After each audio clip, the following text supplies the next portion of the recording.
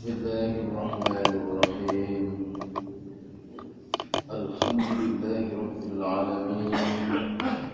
Wassalatu wassalamu ala asyrafil anbiya'i wal mursalin Sayyidina wa maulana Muhammadin wa ala alihi wa ashabihi ajma'in, amma ba'du. Ibu-ibu, bapak-bapak, saudara-saudara sekalian, jamaah salat subuh yang dirahmati dan diberkahi oleh Allah Subhanahu wa ta'ala.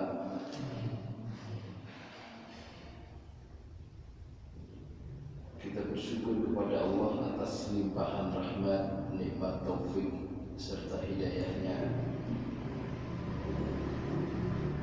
yang senantiasa Allah limpahkan kepada kita bersama. Mudah-mudahan rahmat, nikmat, taufik dan hidayah yang telah dilimpahkan oleh Allah Subhanahu wa ta'ala betul-betul dapat kita gunakan sebaik-baiknya untuk mendekatkan diri kita kepada Allah Subhanahu wa ta'ala. Kita teruskan kajian kita pada kitab Qamil Tuyan. Ahsin bikinnaka fa'fu anhu wa'alaman wa ita'atu satati 'abdan talzamu. Ahsin bikinnaka fa'fu anhu wa'alaman wa ita'atu satati 'abdan talzamu. Ahsin likinnaka fa'fu anhu wa'alaman wa ita'atu satati 'abdan talzamu. Ahsin likinnaka fa'fu anhu wa'alaman wa ita'atu sadati 'abdan talzam. Ahsin, berbuat baiklah panjenengan sedaya likinnaka kepada budak sahayam, fa'fu anhu, dan maafkanlah kesalahan dari yang dilakukan oleh budak sahayamu, wa'allaman, dan didiklah budak sahayamu, wa ita'atus sadat, tetapi meskipun demikian, wa ita'atus sadati 'abdan talzamu, hendaknya budak sahaya itu pun juga wajib taat terhadap tuan-tuannya. Dan ini kajiannya tentang budak. Budak itu napa tasik wonten?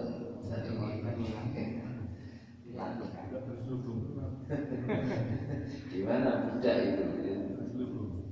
Budak niku kira-kira apakah identik dengan ajaran Islam? Kalau selalu tiang-tiang Barat niku selalu mengkritik kenapa Islam itu melanggengkan dan mentradisikan tentang budak. Sebab yang namanya budak itu selalu ada di dalam kajian-kajian fikih Islam. Nah niku jawaban kula panjenengan sedaya. Islam itu sesungguhnya adalah agama yang betul-betul menolak tentang perbudakan. Jadi budak itu adalah tradisi yang menciptakan hierarki. Napa niku? Hierarki itu perbedaan kelas antara kelas elit yang sing sugih dan kelas bawah yang sing boten gadah napa-napa. Niku tradisi Islam menghilangkan. Tradisi Islam itu meniadakan praktek perbudakan yang pada kenyataannya di lapangan di masyarakat itu akan menimbulkan sebuah gap sosial, perbedaan sosial yang luar biasa. Dalam bahasa ilmunya tiang sekolah itu stratifikasi sosial. Ada stratifikasi sosial itu perbedaan yang menonjol antara kelompok atas yang minal agniya dan kelompok bawah yang minal fuqara. Islam menghilangkan itu. Bahkan tradisi qoblal Islam, tradisi sebelum Islam yang betul-betul ditolak oleh Islam itu disebut haram, itu riba. Praktek riba itu ditolak oleh Islam. Tapi praktek-praktek tradisi-tradisi misalkan judi, misalkan minum keras, macam-macam, itu juga ditolak oleh Islam, tapi perlahan. Sebab efeknya personal, individual. Tapi kalau riba itu efeknya sosial. Cara dosa itu dosa, bukan dosa individu, tapi dosa sosial. Dosa sosial itu berbuat sekali saja, dosanya wakil, dosanya akeh. Ini kudu hati-hati. Jadi dosanya wakil itu namanya dosa sosial. Itulah riba. Kenapa riba? Di dalam sebuah ajaran Islam itu betul-betul diharamkan secara langsung. Ada praktek budaya qoblal Islam sebelum Islam yang kira-kira itu tidak bertentangan dengan Islam, diterima. Islam luar biasa. Praktek budaya sebelum Islam yang kira-kira berbeda dengan Islam, tetapi strategis untuk dimasuki nilai-nilai Islam, itu diterima. Tapi kemudian diganti nilai-nilainya. Seperti misalkan praktek dulunya itu ada tradisi orang Hindu yang setiap kegiatan-kegiatan pasca kematian itu selalu mengadakan kegiatan-kegiatan ritual mereka ya, namanya orang meninggal lalu kemudian dibuat main macam-macam. Kelihatannya ini dengan Islam bertentangan, tetapi strategis untuk dimasuki oleh Islam. Karena itu diterima saja itu praktek itu, tapi kemudian kegiatannya saja yang dirubah menjadi tahlil. Dan luar biasa kan?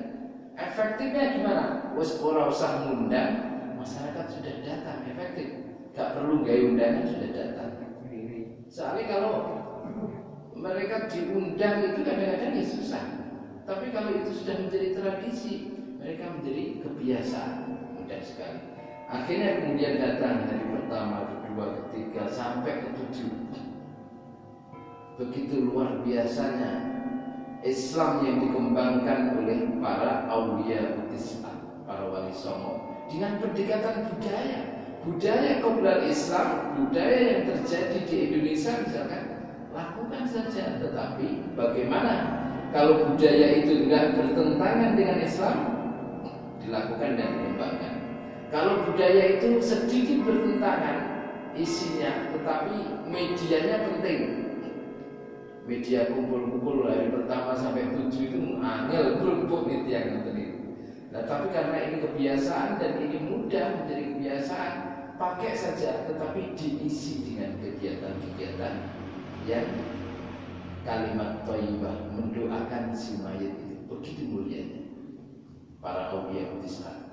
Hari pertama sampai 7, hari 40-nya, hari 100 harinya, dengan mudahnya mengumpulkan masyarakat dengan cara melalui kegiatan ini, lalu kemudian ditradisikanlah menjadi tahlilan selamatan. Ya saya mau sedekah kok tidak saya.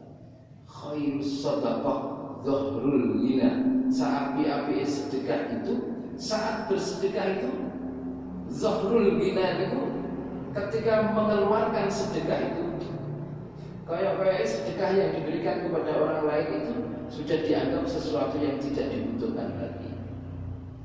Jadi belajar bersedekah itu sesuatu yang kita berikan kepada orang lain itu betul-betul sesuatu yang sama sekali aku tidak butuh lagi.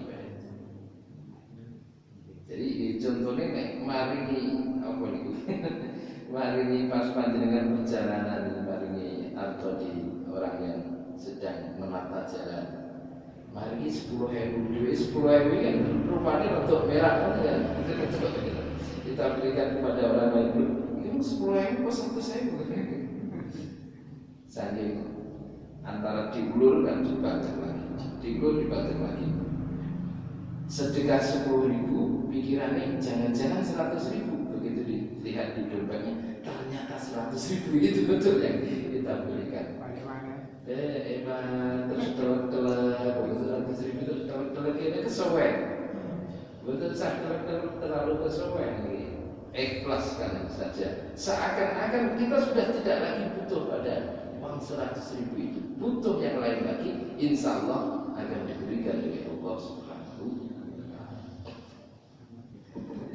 Ahsin likinnaka, terus Islam betul-betul menciptakan kebersamaan hidup luar biasa. Sudah tidak lagi ada tingkat-tingkatan di dalam Islam. Ini kelompok sugih, kelompok menengah, kelompok miskin, betul-betul di dalam Islam. Yang dibedakan itu hanya kualitas takwanya.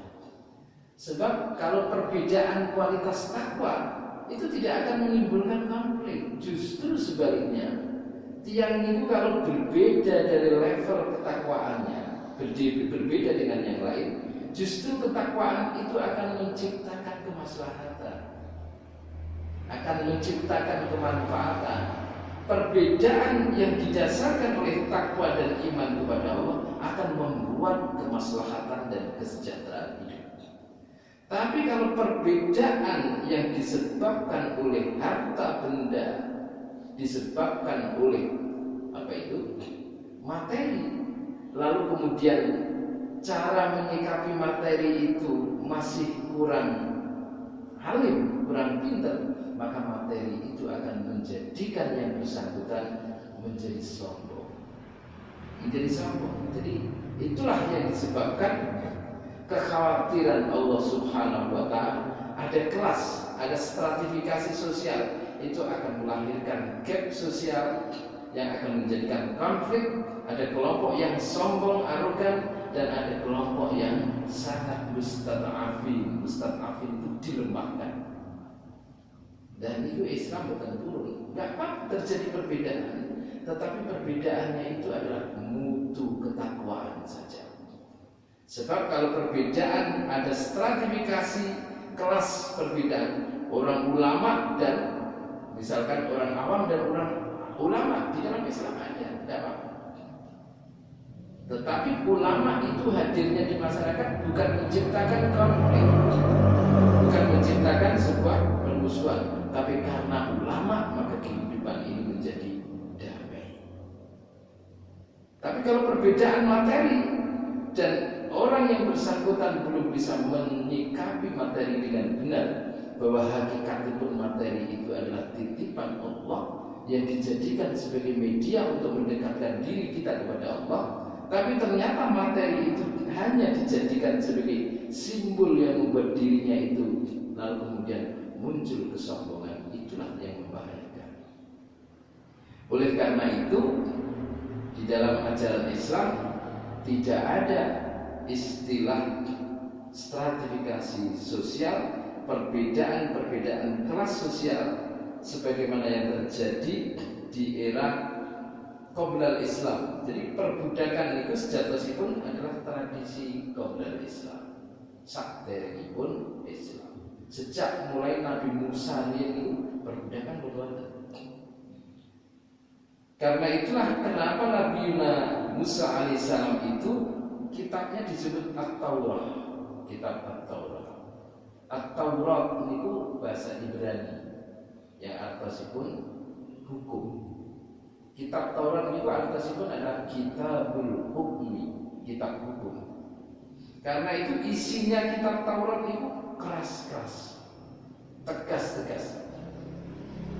Nabi Musa itu satu-satunya nabi yang paling tegas dan satu-satunya nabi yang paling sakti. Itu tongkatnya saja membahayakan. Gak marah kalau Nabi Musa dikeplak mau itu sedo. Jadi Nabi Musa tegas. Karena tegasnya Nabi Musa, kemudian pengikutnya tidak terlalu banyak. Lalu atas dasar itulah Allah Subhanahu wa taala memerintahkan Nabi Isa. Ajarannya dibalik, yang ini hukum, Nabi Isa itu diberikan ajaran yang versi kemanusiaan. Jadi kasih sayang kepada manusia luar biasa, pengikutnya luar biasa banyaknya. Akhirnya Nabi Musa jauh tersaingi perbedaan. Kitabnya disebut Al-Injil. Itu kitab Al-Injil itu artinya kemanusiaan. Tapi nek sing asli kan kitab kan harus kita yakini. At-Taurat, Al-Injil, Az-Zabur, Al-Quran. Isinya luar biasa ajarannya. Karena itu kemudian musaddiqan lima baina yadayhi direvisi oleh Allah, dijadikan Al-Quran. Ajarannya Injil, ajaran kemanusiaan.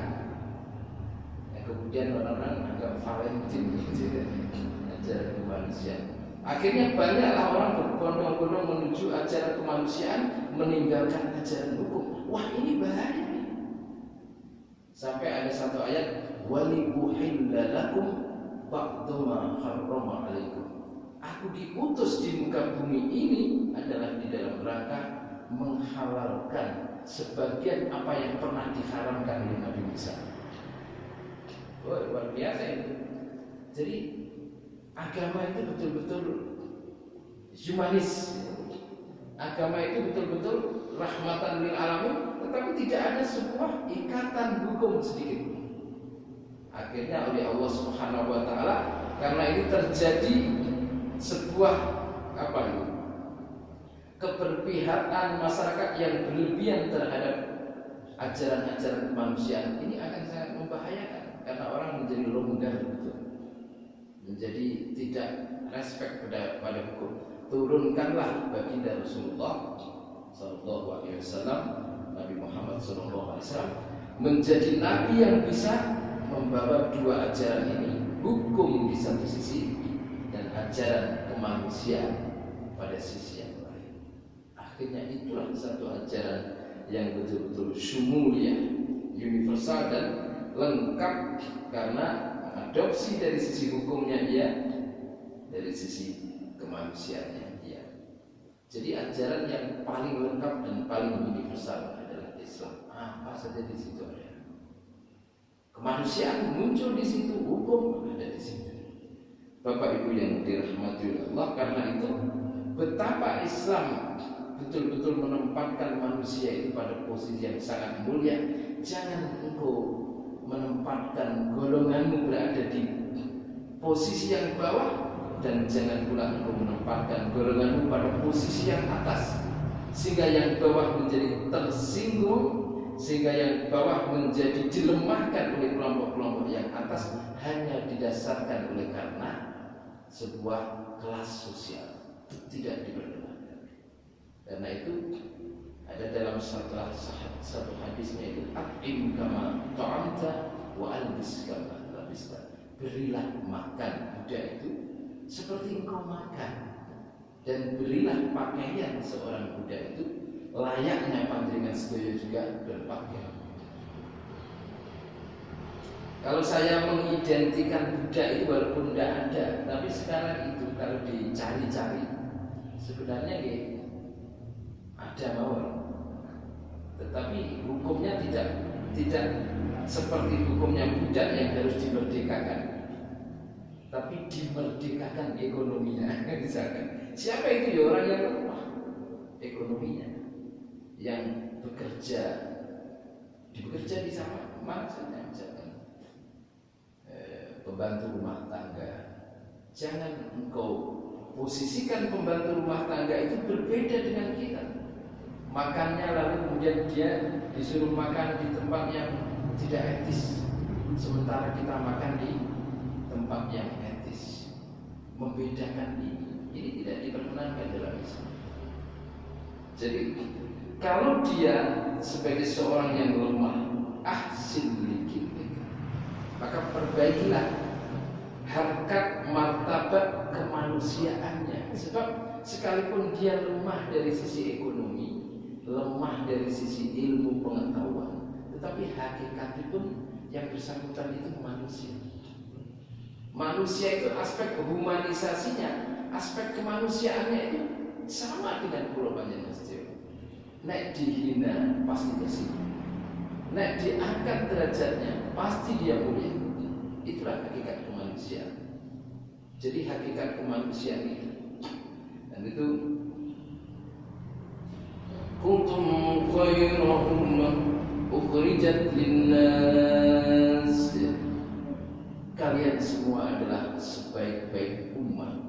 Ukhrijat linnas, kalau kehadiran panjenengan sedaya di muka bumi ini adalah memberikan kontribusi kemanfaatan kepada umat manusia yang lain. Jadi jangan memberikan kesedihan kepada umat yang lain. Apa saja harus diteliti. Kira-kira perilaku kita itu memberi kemanfaatan atau memberi kesedihan kepada orang lain. Nah, bentuknya apa sih sebagai umat yang diklaim oleh Allah di dalam Al-Quran sebagai umat terbaik itu? Adalah umat yang berkontribusi, yang bermanfaat kepada manusia yang lain. Bentuk umat yang berkontribusi dan bermanfaat kepada orang lain itu ta'muruna bil ma'ruf. Perintahkanlah umat itu kepada sebuah kebaikan. Yang baik-baik, perintah kebaikan. Itulah sebenarnya panjenengan saya diperintahkan untuk melakukan kebaikan itu dalam rangka mengangkat harkat humanisasinya kemanusiaan. Sebab semua orang kalau ditempatkan pada sebuah ma'ruf yang baik pasti mulia. Jangan sebaliknya memerintahkan kejelekan.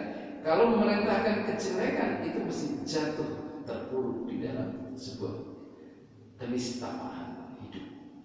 Dan kalau orang diposisikan pada tempat itu, harga diri kemanusiaan jatuh, humanisasinya hilang. Karena ta'muruna bil ma'ruf itu adalah membangun humanitas manusia. Nguwongno wong itu sebenarnya ta'muruna bil ma'ruf. Coba panjenengan, putra-putra panjenengan nek salah itu aja diseneni salah, semakin jatuh. Pas dia salah itu coba dikirim dengan bahasa bagaimana ya memuliakan dia. Sekalipun salah itu dimuliakan, diangkat derajatnya, perilakunya diangkat, bahwa dia dipuji menuju kepada kebaikan. Persoalan yang salah tadi nanti sedikit diarahkan lewat setelah dia diangkat derajatnya, dia akan cepat berubah. Tapi kalau dia salah lalu dimarahi atas kesalahannya, wong wis jelas salah, dia juga sudah takut apa yang dilakukan itu salah. Tapi kemudian kita downkan dia pada posisi yang salah, semakin terpuruk. Karena sebuah kesalahan itu bukan fitrah manusia, tetapi kebaikan itu adalah fitrah. Nah, dia itu kebaikan diperintahkan kepada sebuah kebaikan. Misalkan kono, misalkan kita menjadi seorang pendidik di situ, siswa-siswa kita itu harus beling siji panggilan, dipun panggil lalu kemudian diarahkan dijadikan pemimpin. Iya, sebenarnya ta'muruna bil ma'ruf. Wis gak bermutu, wis salah tapi diundang lalu dijadikan pemimpin. Pemimpin kok sing salah terus mundi. Niki siswa mawon sik didik, ada proses pendidikan. Karena dia merasa diwono, ditempatkan pada posisi humanisasinya itu. Ta'muruna bil ma'ruf, maka ini membangun humanitas. Kalau bisa di pendidikan manapun, formal maupun informal di masyarakat, kalau orang itu ditempatkan pada posisi fitrahnya, itu mulia, humanisasinya mulia. Ta'muruna bil ma'ruf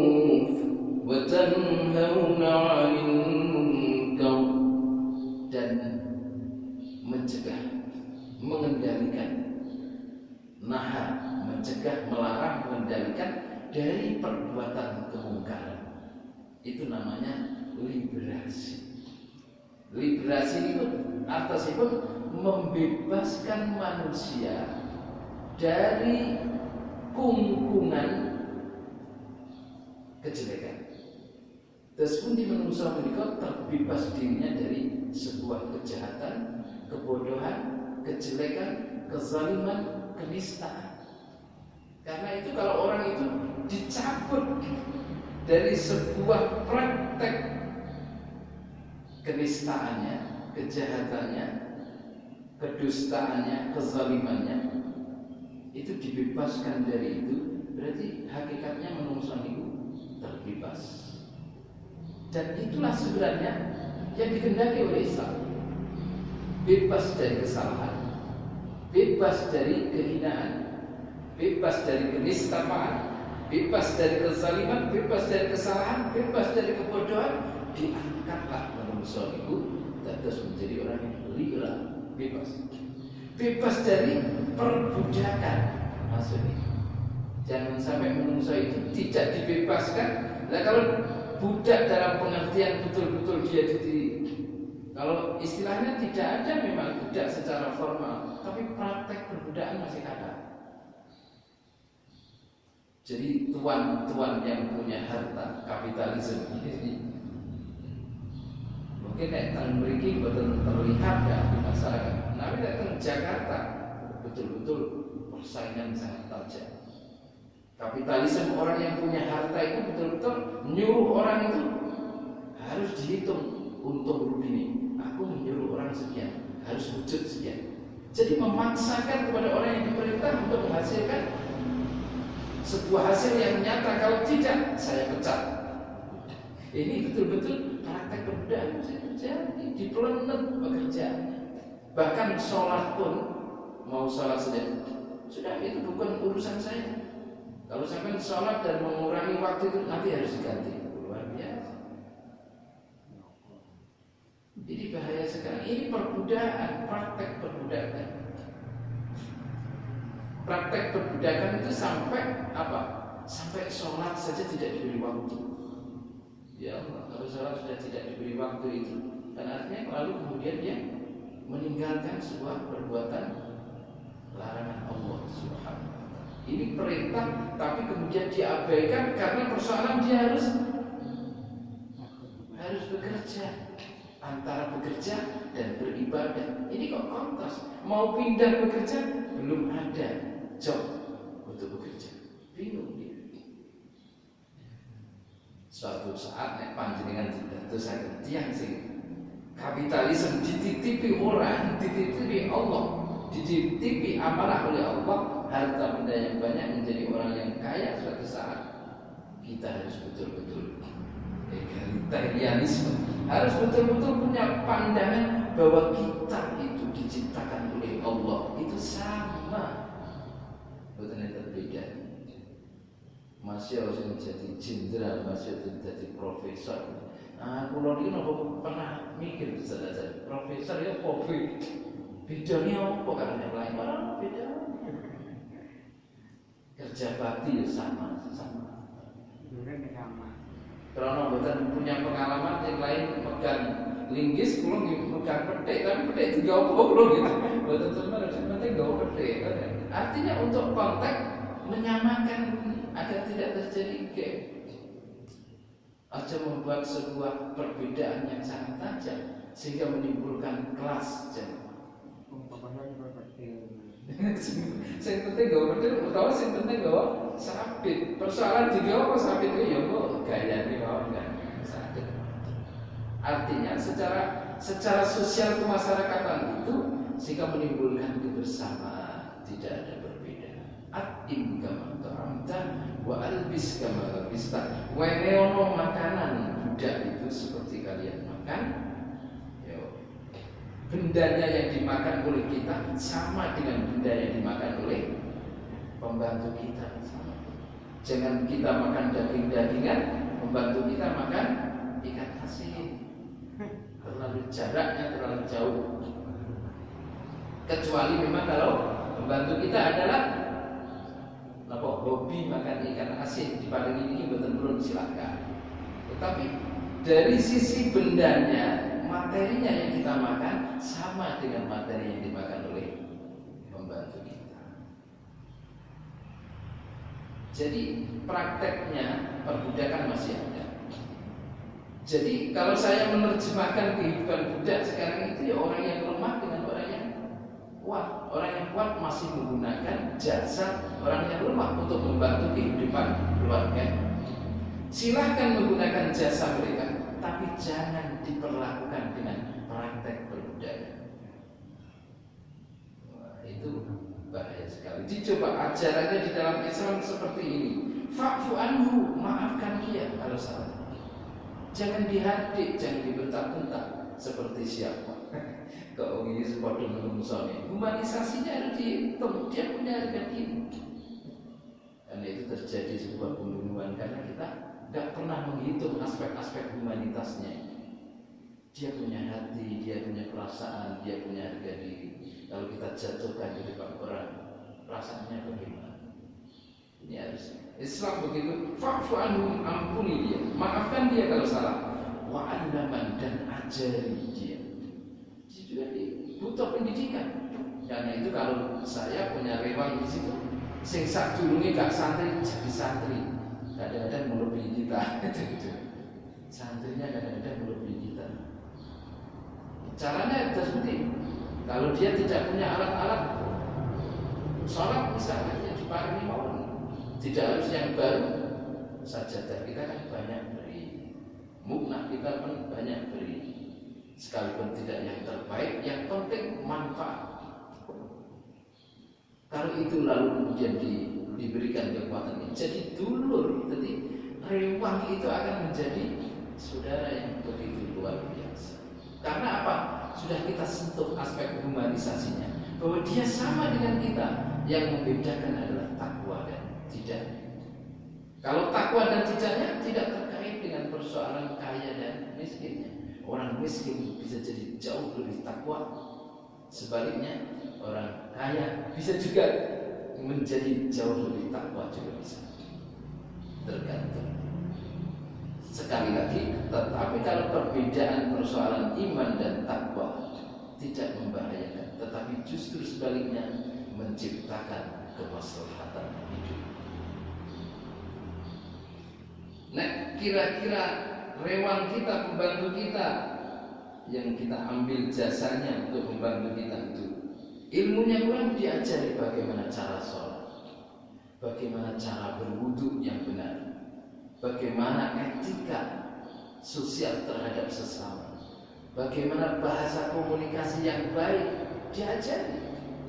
Lalu dialah akan menjadi orang yang baik disebabkan kalau itu sudah diajari semua perilaku kita baik kepada dia, maka ita'atus sadat abdan talzamu, kewajiban seorang budak untuk taat kepada tuannya itu sudah otomatis, betul usah dipaksa, otomatis. Kira-kira kalau bekerja itu yang biasanya pulangnya jam 4, dia jam 4:30 itu betul pulang tiga langsung. Itu otomatis karena dia menghargai kita juga, dimuliakan, lalu dia terasa ada getaran energi yang dirinya itu diperlakukan betul aspek kemanusiaan. Islam itu luar biasa. Orang oleh menghina orang itu juga betul ansar. Dan kalau nanti ini satu tadi satu nangkem ini dari Misori itu sudah hampir jam itu. Dan kalau An-Nadim pembuat nazam ini menyebut fi hadzal baiti, di dalam bait yang kita baca, asinni innaka fa'fu anhu wa allaman, itu syu'batain, ada dua cabang. Fa yuqalu ala tartibi mas sabaq, yang diungkap secara sistematis seperti yang di awal. Asy-syu'batu tsaminah wal khamsun, cabang yang ke-58 adalah al-ihsan ilal mamali, yaitu berbuat baik kepada budak, ya, kepada orang yang kalau di dalam konteks Indonesia itu adalah orang yang kita suruh, kita minta untuk membantu pekerjaan kita seharian, asisten kita rumah tangga.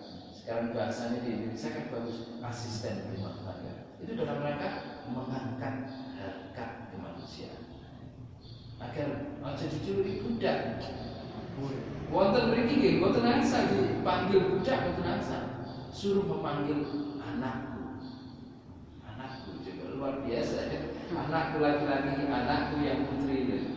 Suruh ndakku sebagai putranya sendiri. Jangan engkau panggil budak, itu menjatuhkan harkat mereka. Al-ihsan ilal mamalik wal 'afwu anhum, dan maafkan kesalahan mereka, wa ta'limahum, ajari mereka ma la budda minhu fi umuriddin, terhadap sesuatu yang wajib, utamanya adalah urusan agama. Diajari tata cara salat itu terus pundi, japane salat zuhur sampai selesai terus pundi, 5 waktu. Bagaimana nanti kalau sudah berkembang salat sunat rawatibnya terus pundi, diajari. Wudu yang benar bagaimana, cara perilaku sosial, saling menghormati antar satu dengan yang lain seperti apa, ajaran Islam begitu kaya. Jadi itu urusan-urusan agama itu wajib bagi seorang tua yang mempekerjakan orang lain di tempatnya, itu harus mengajari. Bukan sebaliknya, justru tidak memberi ruang untuk melakukan kegiatan ibadah sama sekali. Dosa besar, berbahaya. Jadi harus diberi ruang waktu di sholat. Nah, yang bersangkutan kok kelihatannya belum turun-turun karena mungkin sungkan atau gimana, justru kita sebagai tuannya yang memberi kode. Sudah waktunya setelah menjelang beristirahat. Luar biasa. Betul-betul manis Islam aja. Wal infaqu alaihim, dan memberikan sesuatu, insentif kepada mereka, insentif secara formal dan insentif yang di luar formal, untuk memberikan spirit, motivasi agar ibadah yang kita harapkan bisa lahir dari proses hidupnya itu berjalan, maka diberi insentif, itu penting. Biqadril kifayah, tetapi sesuai dengan ukuran kemampuan seorang tuannya. Fataktabiru ruhbatuhum, dan diberikan kesempatan, kesenangan dia untuk melakukan ibadah. Coba, kalau ibadah dia ada tambahan sunat, kenapa boleh ditambah waktu sunat setelah? Boleh, silakan. Tidak akan mengurangi kemiskinan kita. Kalau dikurangi waktu 10 menit saja kalau kita merasa rugi. Justru ini investasi. Siapa tahu bahwa ibadahnya dia juga berpengaruh kepada orang yang memberikan ruang ibadah.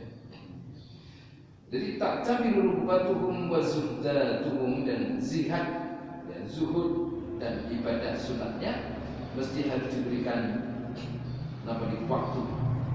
Wal arahatu lahum, dan diparingi waktu istirahat kepada mereka fis sayfi, di waktu-waktu yang sudah panas. Mungkin dulu digambarkan di ini urusan budak kan gambarannya di Timur Tengah. Nah, jam-jam menjelang jam 11 kan panasnya luar biasa. Makanya ini wal arahatu lahum fis sayf.